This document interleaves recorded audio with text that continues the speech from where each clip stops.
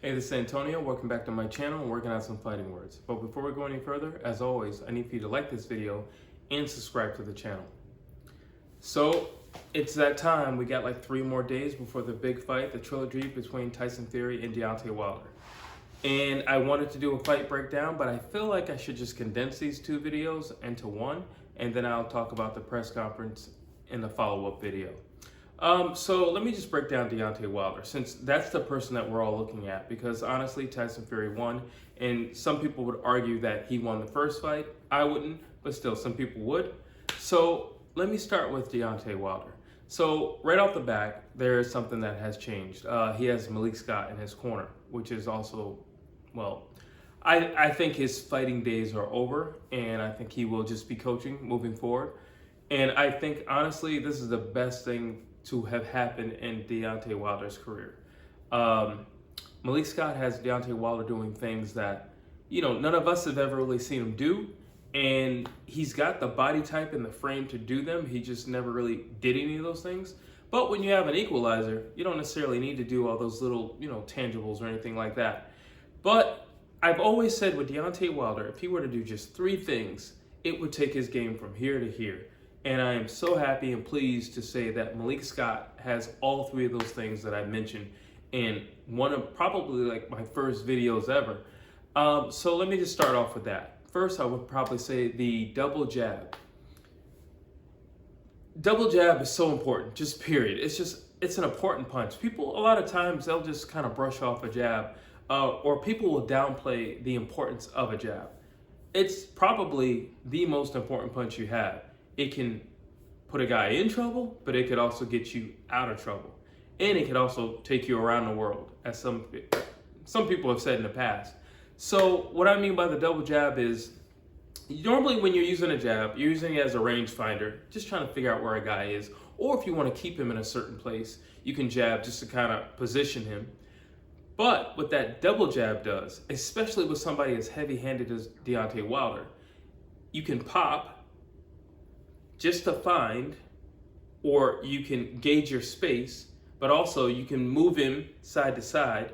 But that double jab, since he is heavy-handed, can pop his head back. Why is that important? Because Deontay Wilder, that right hand is coming right over. By the time your head gets back in position, that right hand is halfway there. So, I mean, at best, they can kind of ride it out, do a Mayweather, and just kind of ride it with it. Or just kind of eat it. Sometimes, you don't have enough time to do anything else other than eat the shot. And that's why that double jab is so important, because there's so many ways that you can utilize that double jab.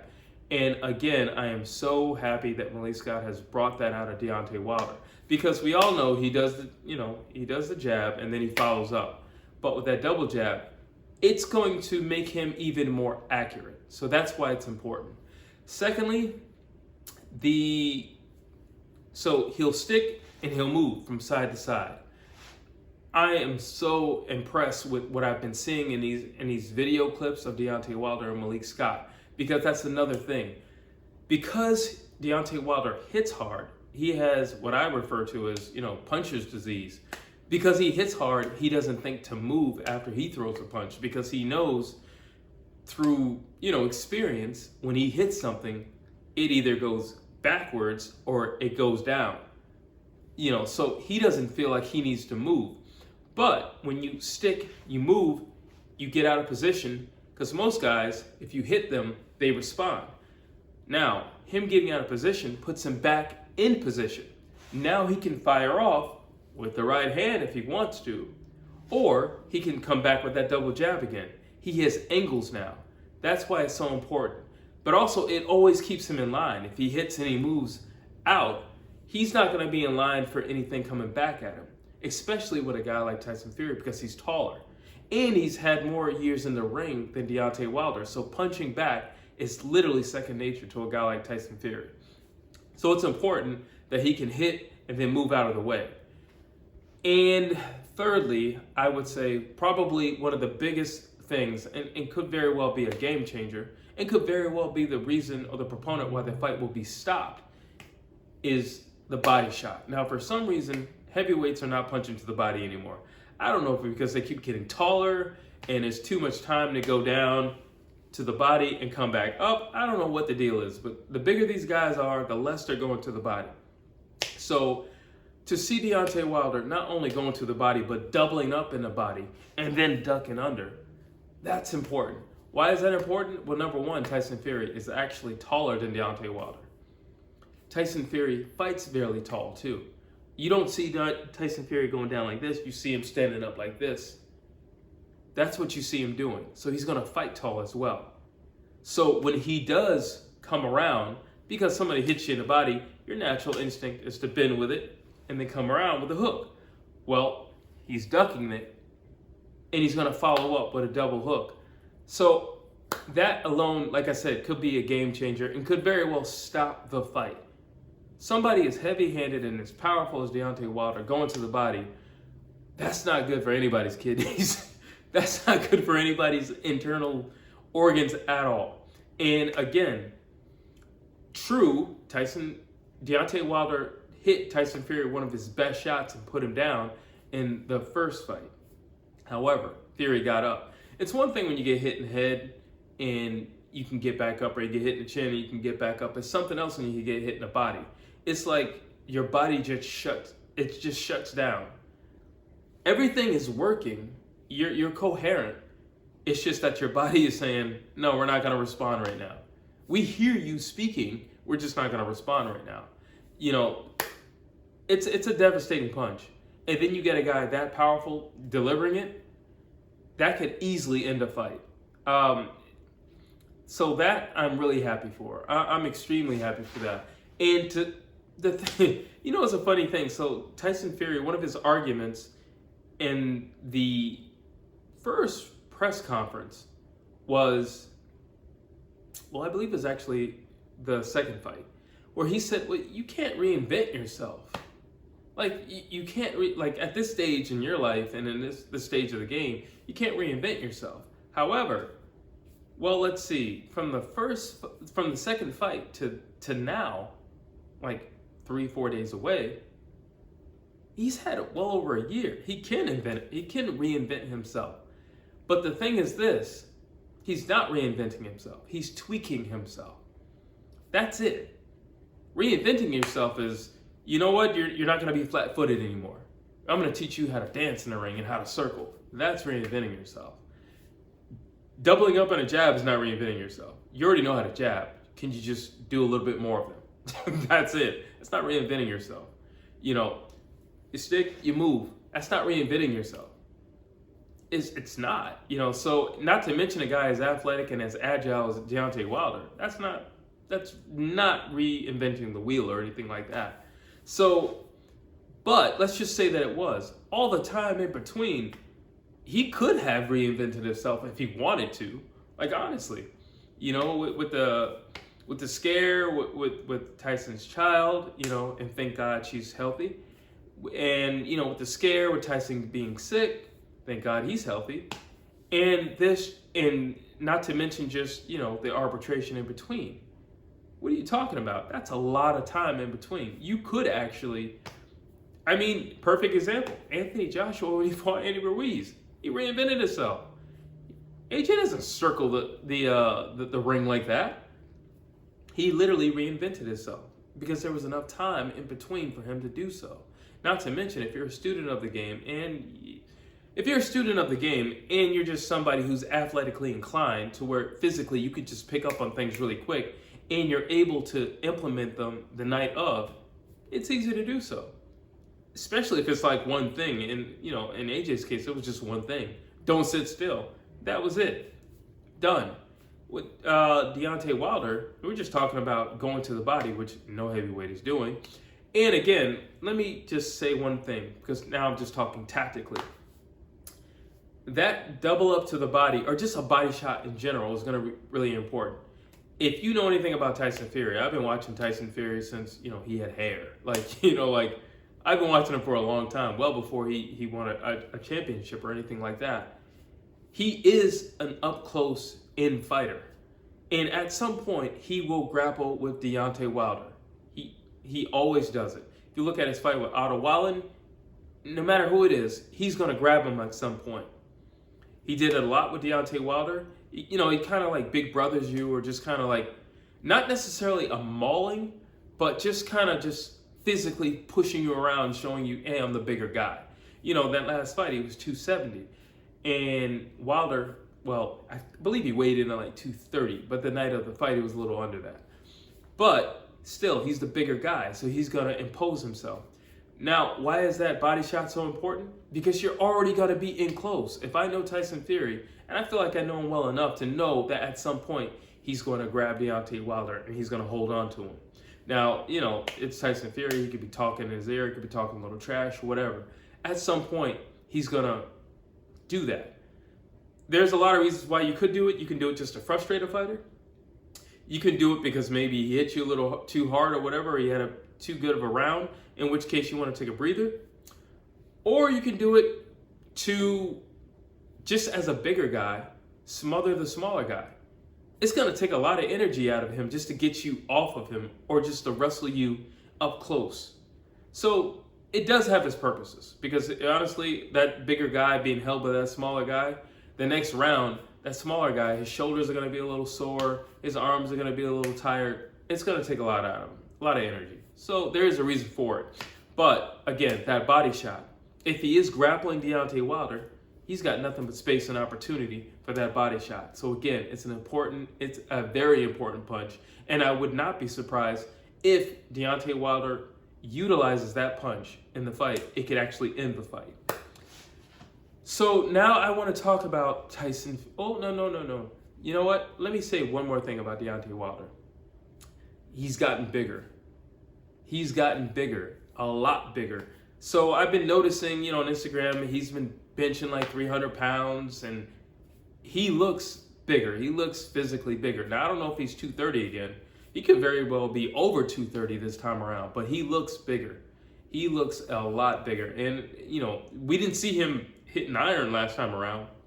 So that's a good thing. I think he realized, what if, I do remember in the last press conference when Tyson Fury was, Sugar Hill said he wanted him at 270, but then after the fight, he says, I want him even bigger than that. He said, I want him bigger than that.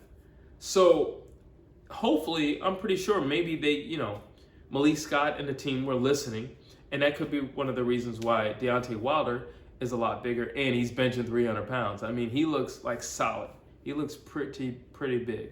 So now I think physically he'll be able to push Fury off of him. Now I want to jump into Tyson Fury. So, like I said, many people would argue that he won the first fight. Cool, I'm done with that. He did win the second fight. Cool, I'm done with that. So I know what you're saying. What else could he add if arguably he won the first fight and he did win the second fight? Well, okay, so for the second fight, he definitely put on a lot of weight. I would probably say that what we know, especially from the clips of Malik Scott and Deontay Wilder training, Deontay Wilder is going to have a much higher punch output in this third fight. So maybe being bigger is not going to be the best thing for this fight. Maybe if he were the Tyson Fury of old and he was a little smaller so that he can be a little bit more agile and mobile throughout the fight, because he knows Deontay Wilder is not going to be banking on this one punch the whole entire night, just trying to chase you around and get it. He knows that. Just looking at those fight clips alone, he knows that. He's not going to be looking for that all night. He's going to be looking to set traps and set you up and cut off the ring. So that being said, maybe I need to be a little bit more agile. I need to move a little bit more. I need to utilize the size of this ring just a little bit more. So, we can take this fight into the deep waters. One thing I will say about Tyson Fury, for his size, he has great cardio. Great cardio in a fight. From time to time, he'll lean on the ropes. But for a guy his size to slip punches as well as he does, it's not an uncomfortable place for him. So I don't necessarily think he's worried about anything if he gets put on the ropes.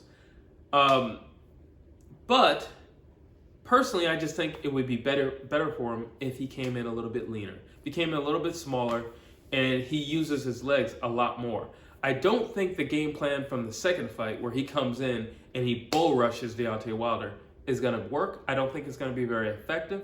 You're talking about a Deontay Wilder who's going to be bigger physically. You're talking about a Deontay Wilder who's going to have a much higher punch output. And you're talking about a Deontay Wilder who's now utilizing body punches and doubling up on the jab. But also he's going to stick and he's going to move. So I don't necessarily think you just rushing at him like you did the second fight is going to be very effective. I believe, like Malik Scott said, if he tries that, he's going to get something he's not going to like and he's going to be very uncomfortable with, and he'll probably resort back to the Tyson of old. And if that is the case, then I would strongly suggest you come in a little bit lighter. Either way, if you come in lighter, you're still going to be bigger than Deontay Wilder. I mean, Deontay Wilder eating 10 meals a day, I don't think still can grow to be 240 or 250 or anything like that. You know, so Tyson at 250, Tyson at 260 is still much bigger than Deontay Wilder. You know, so it would be best, I believe, in my personal opinion, it would be best if he comes in lighter.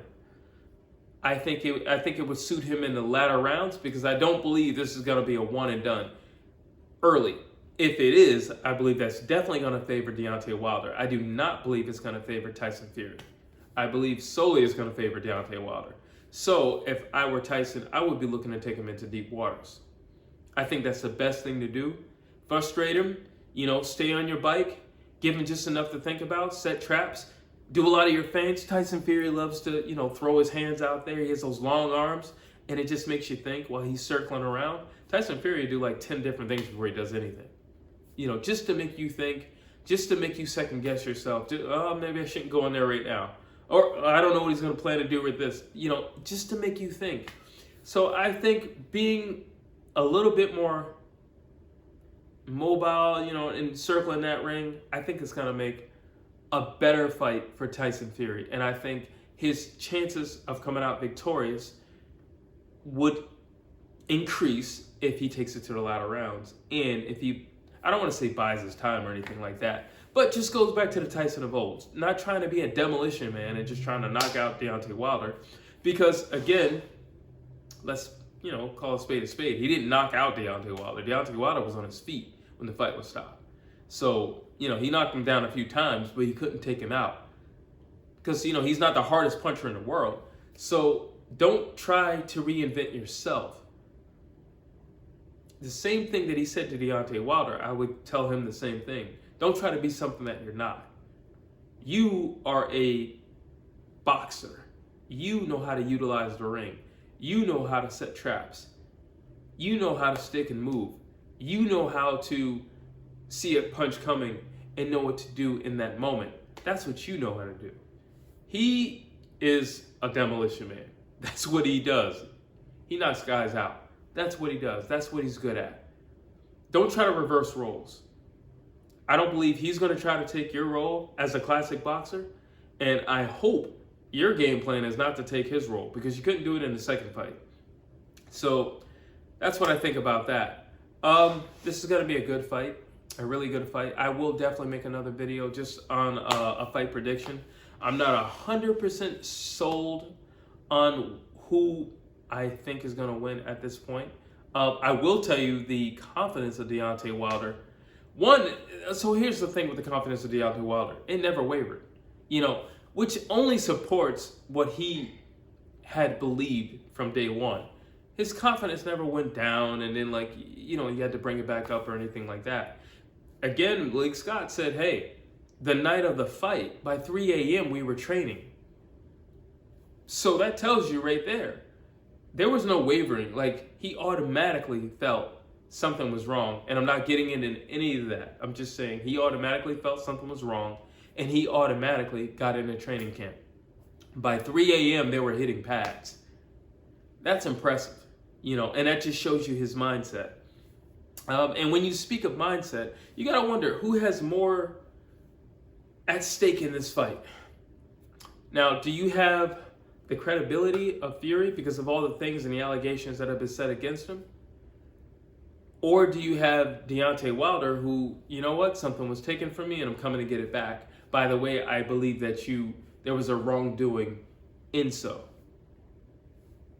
I don't really know. I think you can be the judge of that. I'll certainly have my opinions on that. But like I said, I don't want to get into all those things. But the psychology of it is, who do you think is more hungry because of it? That's what I'm saying. Who do you think is going to bring more of a fury to the fight because of that? Well, you would have the guy who's never had a loss in his record. I mean, listen, if you don't know what it's like to lose and you've never had a loss, I'm pretty sure you don't want to taste failure, and you don't want to have a loss on your record. But on the flip side, if you feel like you've been wronged and you feel like you were cheated, well, then vengeance would be on your mind. And also, I would say, in Deontay Wilder's mind, if he truly believes that, and I honestly do believe he believes he was, there was a wrongdoing, well, then I would have to say in his mind, he never lost. And in his mind, he's just as undefeated as Tyson Fury. So actually, you would have to make the argument that they're coming into this even as two undefeated fighters, mentally, two undefeated fighters. But that's what I have for this video. I want to know what you have to think, as always, so just drop a line down below. And again, please like this video, let it circulate, and subscribe.